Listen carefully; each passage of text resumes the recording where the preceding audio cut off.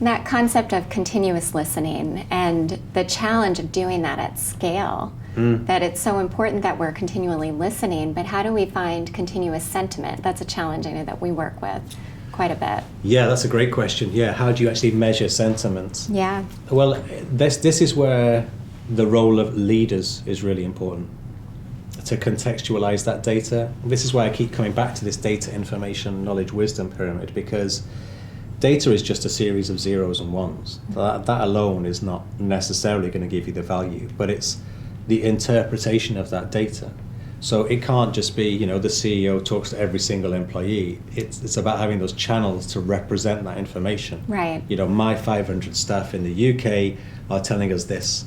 So I think maybe we need to shift to this model.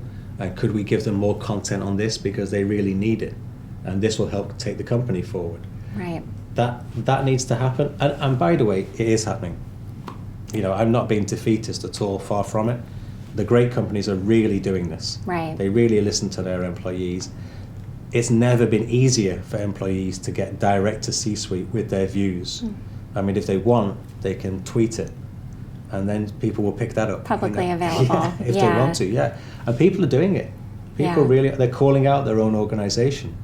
It's kind of crazy, really, when you think about it. They're prepared to take that risk, but culture is incredibly important. And I come back to that idea then, or that principle of corporate social responsibility being the big driver for attracting people to work for those organizations and having strong values. If you have good values, people who work for large companies will trust the communication channels. Yeah. I was in a big pharmaceutical firm just last week, and their huge new learning and development strategy, their huge new idea, their project that's been 2 years in the making, the critical factor in making it work was having leadership involved in it throughout to contextualize that.